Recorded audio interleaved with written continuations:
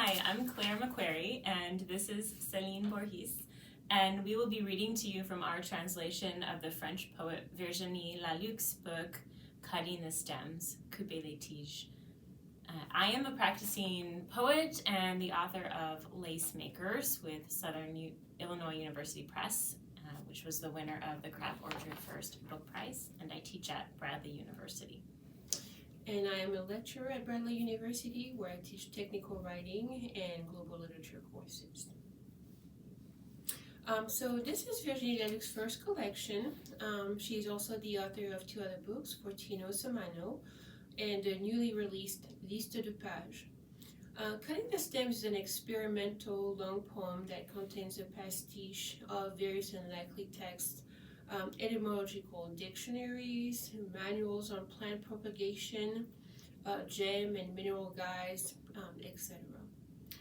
The book touches on themes related to gender, sexuality, and language, and it also relies on a lot of wordplay that develops across the sections of the book. So the wordplay made the book difficult to translate.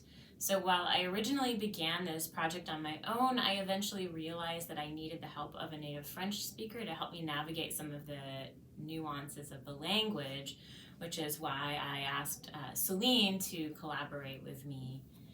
We will be reading with you today from 3 separate sections of the book, and Celine will begin by reading a short excerpt in the original French. Décembre,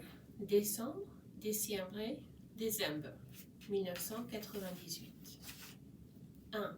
Elle écrit, elle n'écrit pas, elle renude. Elle se cache les seins, après, avant, pendant. 2. Elle n'écrit pas, elle sèche le texte au large.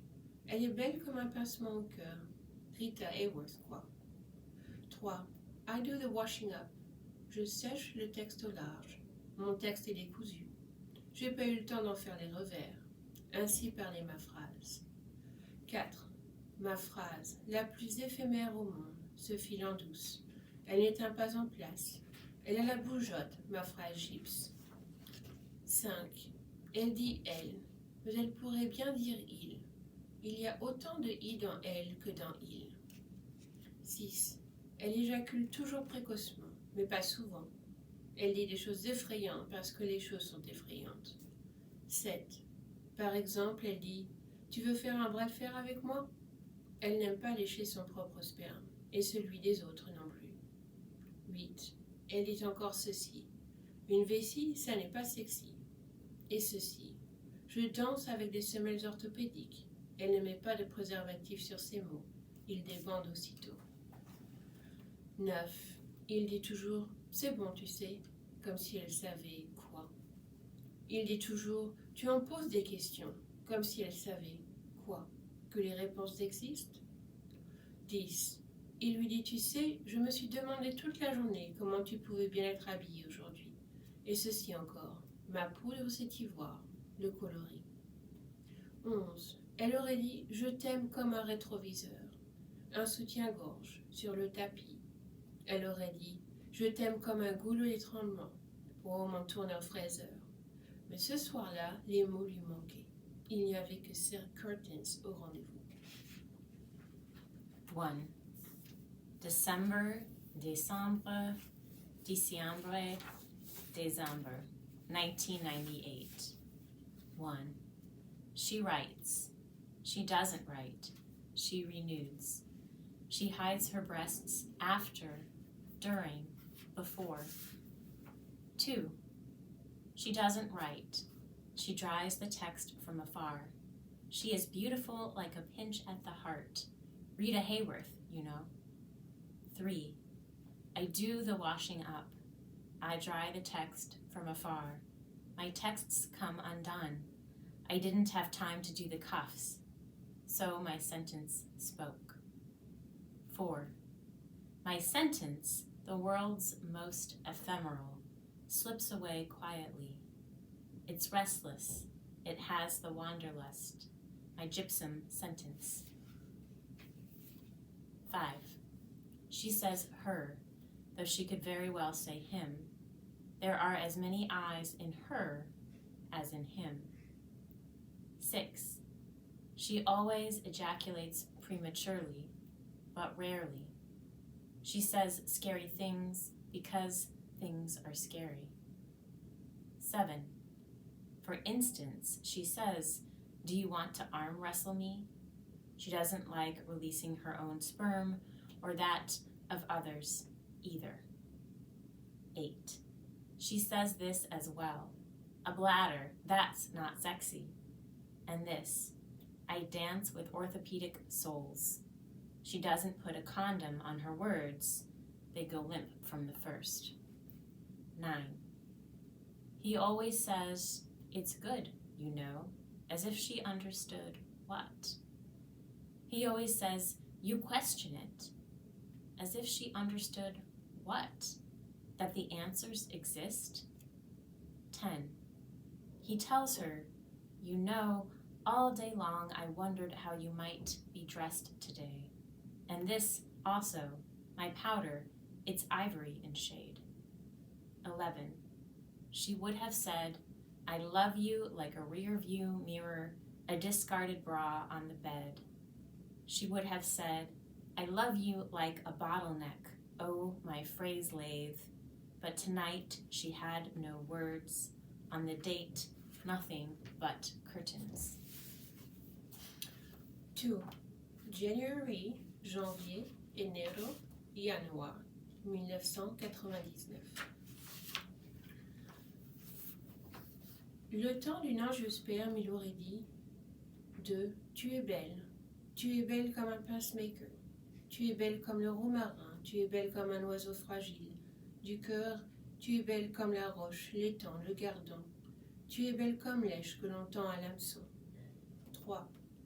Il aurait dit, tu écris ça comment, sèchement. 4. Elle n'écrit pas, elle renude. C'est une bêcheuse.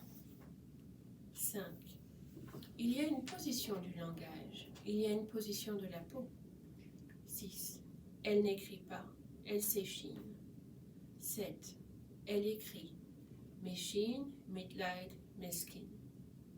8. Elle n'écrit pas, elle dit « Excusez-moi si j'ai les mains trempées, mais ce matin, j'ai normalement rendez-vous avec une phrase multifonction, une phrase légère comme les gypsophiles, la rosée marine, quoi. » 9. Elle ne porte pas de mascara, le noir est naturel chez elle. 10. Je rappelle qu'elle est fleuriste de profession, et aigle de mer accessoirement. 11. Je la revois encore sortir de sa salle de bain, la rosée marine. 12. Avec son sac en bandoulière, on aurait dit une petite fille. 13. Gymnote ou gypsophile, quelle différence? Peut-être dans le talon aiguille. 2. January, janvier, enero, januar, 1999. 1. An angiosperm's life cycle, he would have said. 2. You are lovely like a pinchmaker, you are lovely like rosemary, you are lovely like the bird with a brittle heart, you are lovely like the rock, the pond, the carp. You are lovely like the bait dangled on a hook. 3. He would have said, you write that how? Acerbate? 4.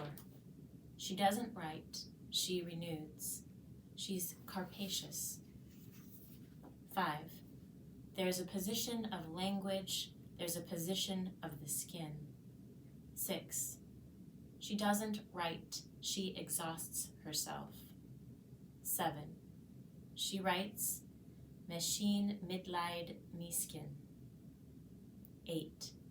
She doesn't write, she says, excuse me if my hands are wet, but this morning I have a date with a multifunctional sentence. A sentence light as gypsophila. Sea mist, you know.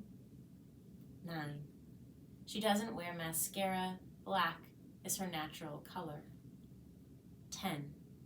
I repeat, she's a florist by profession, and sea falcon accessorily. 11.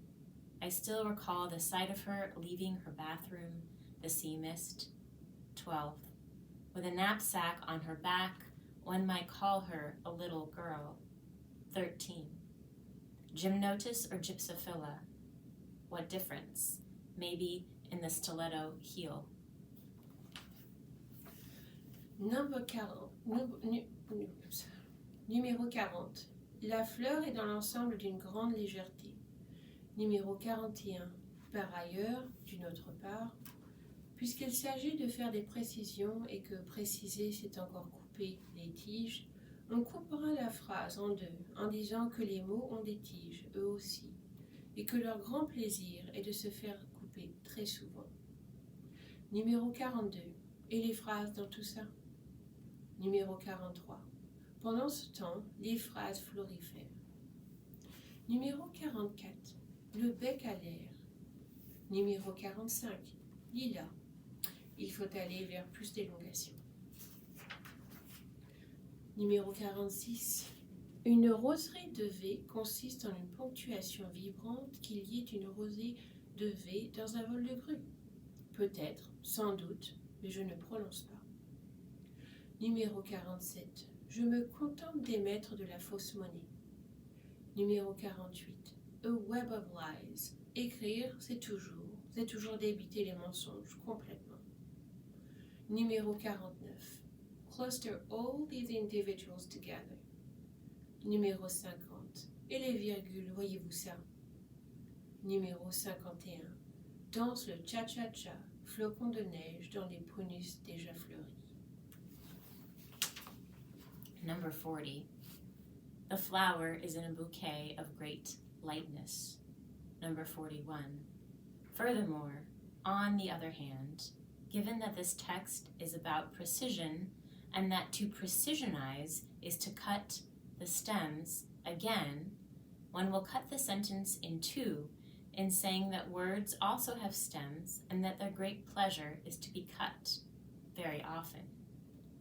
Number 42. And the sentences in all of this? Number 43. During this time the sentences bloom. Number 44. Their beaks in the air. Number 45. Lilacs. It is necessary to attempt more pruning. Number 46. A rosary of V's consists of a vibrant punctuation. Could there be a rosary of V's in a flight of cranes? Maybe. Without doubt. I won't say. Number 47. I'll content myself with issuing counterfeit bills. Number 48. A web of lies. To write is always to bank up more lies. Completely. Number 49. Cluster all these individuals together. Number 50. And the commas, imagine that. Number 51. Dancing the cha-cha, snowflakes, in the already blossoming plum trees. Thank you.